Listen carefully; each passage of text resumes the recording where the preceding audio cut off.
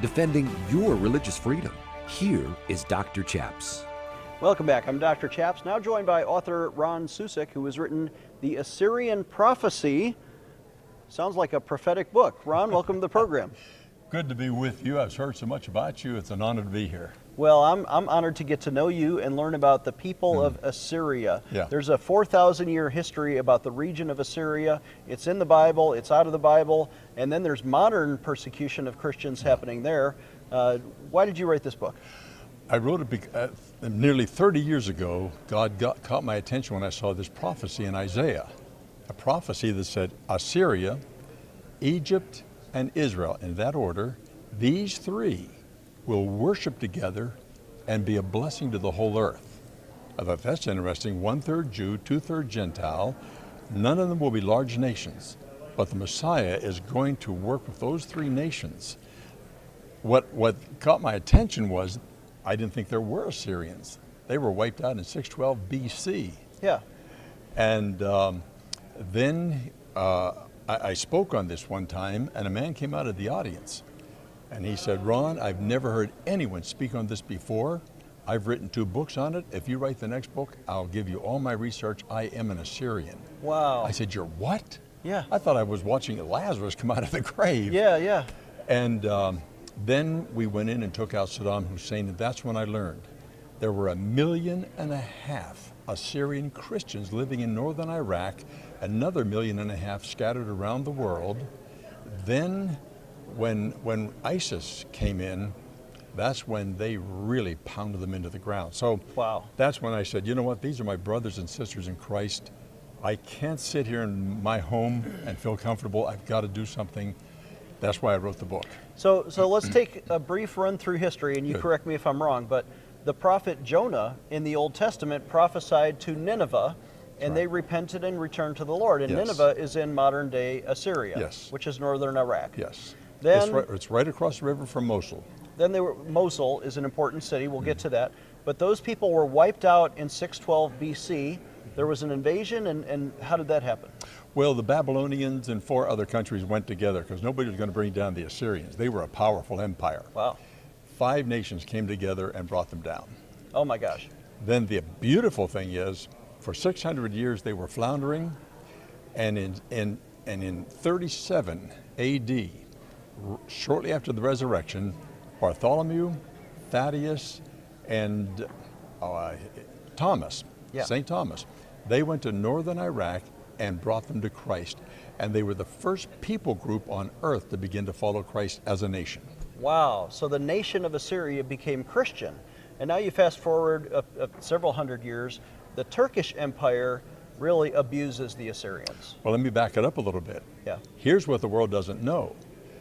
They took the Great Commission seriously, and between their conversion and into the 700s, they became the greatest evangelistic force we have on record, and that information never made it to the West.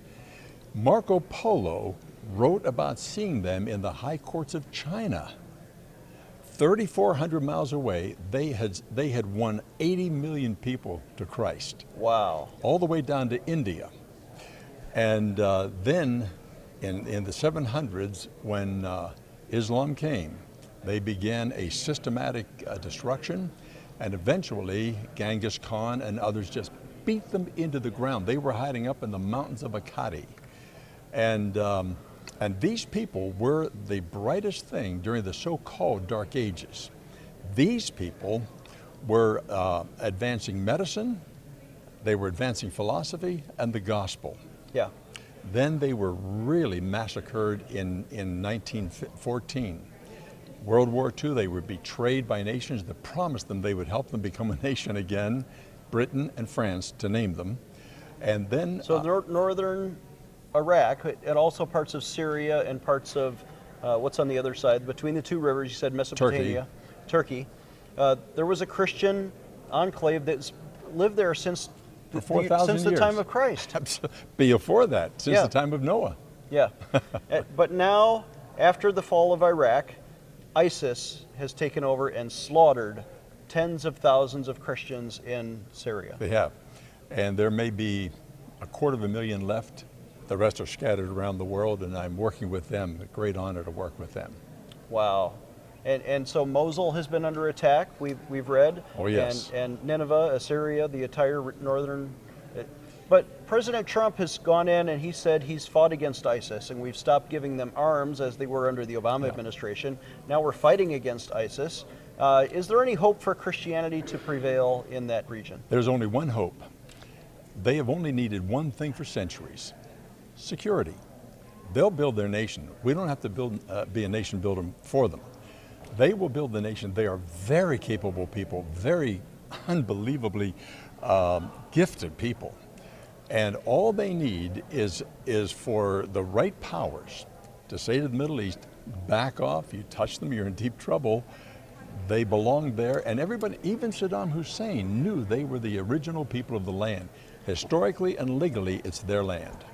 It is their land. So you've written this book, The Assyrian Prophecy. Is this a prophecy yet to be fulfilled?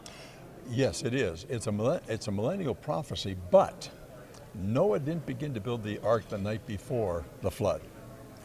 And I'm convinced that God is about to begin the process of reestablishing, just as he has with Israel.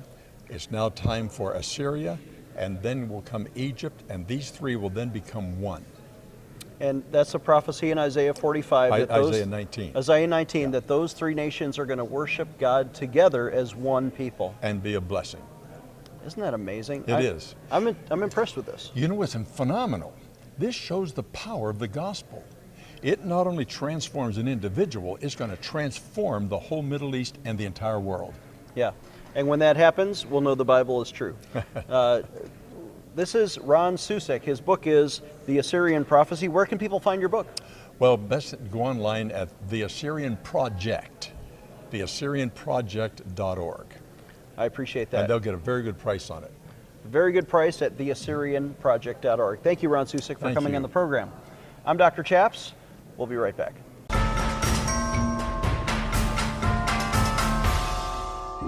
If you've watched our program, you know that we stand with Israel as God's chosen people. We need you to sign a petition today. Why? Because did you know that even as Iran is now developing 800-mile range cruise missiles, could be nuclear tipped very soon, that our U.S. Congress has now 3 brand new freshman congresswomen. We call them the 3 anti-Semitic musketeers, Ocasio-Cortez and 2 Muslims, Tlaib and Omar. And they are influencing Nancy Pelosi to have the most anti-Semitic Congress in years. We need to stand with our friends in Israel, and that's why we're asking you to sign a petition. Visit PrayInJesusName.org. Again, that's PrayInJesusName.org. Don't divide Jerusalem. Stand with Israel and stand up to the United Nations. We will fax it to the Congress, but you need to sign today. Take a stand. Visit PrayInJesusName.org and sign our petition today. Dr. Chaps needs your financial support to stay on the air. Would you please send your best donation today? Please visit PrayInJesusName.org to donate online. Or you can mail a check to Pray in Jesus Name Ministries, Post Office Box 77077, Colorado Springs, Colorado 80970. You can also call us toll-free right now at 866-OBEY-GOD. That's 866-OBEYGOD. Please sign up for our free emails at PrayInJesusName.org. Again, that's PrayInJesusName.org.